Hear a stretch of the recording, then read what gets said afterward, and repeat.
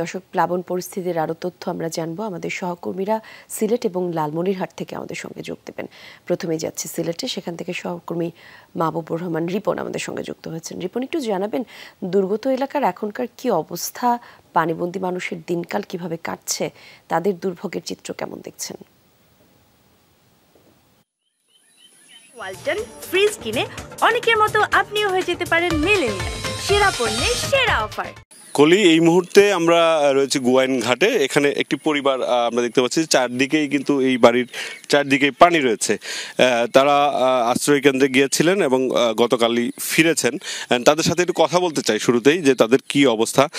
আপনাদের কি অবস্থা এখন?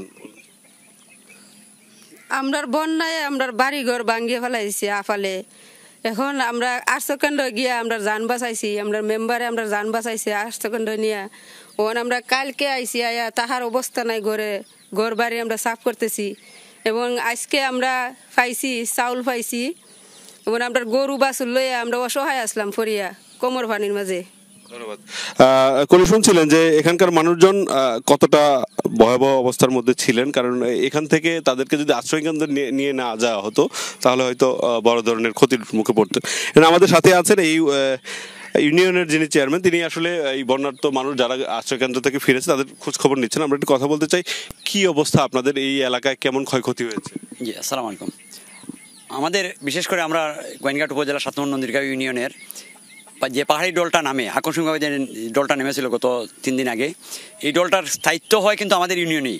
জাফলং থেকে যে ওই দিক থেকে যে ডলটা নামে বিভিন্ন নদী দিয়ে, এখানে স্থায়িত্ব হয় আমাদের। সবসময় আমরা ক্ষতির সম্মুখীন হয়ে থাকি। বিশেষ করে আমাদের এই নন্দীরগাঁও ইউনিয়নের 8 নম্বর ওয়ার্ড, 9 নম্বর ওয়ার্ড, 5 নম্বর ওয়ার্ড, 4 নম্বর ওয়ার্ড, 7 নম্বর, প্রত্যেকটা ওয়ার্ডেই ক্ষতিগ্রস্ত প্রায় 70 ভাগের মতো। আমরা যেটা পুষিয়ে ওঠা সম্ভব হচ্ছে না, কিন্তু আমাদের হাতে পর্যাপ্ত ত্রাণও রয়েছে, আমরা পৌঁছে দেওয়ার চেষ্টা করতেছি। কিন্তু বৈরী আবহাওয়া থাকায় আমরা অনেক সময় সেটা পৌঁছে দিতে আমাদের কষ্টকর হচ্ছে, আমরা সময় নিতে হচ্ছে আমাদেরকে। আমরা সবার আচ্ছা, যারা ক্ষতিগ্রস্ত হয়েছে তাদের জন্য কি করবে? যাদের ঘরবাড়ি ভেঙে গেছে তাদের জন্য কি করবে? তাদের জন্য তো আমরা প্রশাসনের কাছে হাত পাতবো। প্রশাসনের কাছে আমরা তালিকা, আমাদের প্রত্যেক মেম্বারদের মাধ্যমে আমরা তালিকা করে ওইটা প্রেরণ করবো, এবং সেই তালিকা অনুযায়ী সরকার যেটা যেরকম সাহায্য সহযোগিতা করে আমরা সেটা ওনাদের কাছে সঠিকভাবে পৌঁছে দেওয়ার চেষ্টা করবো। ধন্যবাদ আপনাকে। কলি, শুনতে পাচ্ছেন যে এই জনপ্রতিনিধিরাও বলছেন এখানকার মানুষ সবচেয়ে বেশি ক্ষতিগ্রস্ত হয়েছে, এবং যারা ক্ষতিগ্রস্ত হয়েছে তাদের তালিকাই তারা মূলত করছেন। আমরা এখানে আসার পর দেখলাম যে জনপ্রতিনিধিরা এখানে আসছেন, তাদের সাথে কথা বলছেন। মূলত তাদের উদ্দেশ্য হচ্ছে যারা ক্ষতিগ্রস্ত হয়েছে তাদের তালিকা করা। কলি, ধন্যবাদ আপনাকে রিপন আমাদের সঙ্গে যুক্ত হবার জন্য।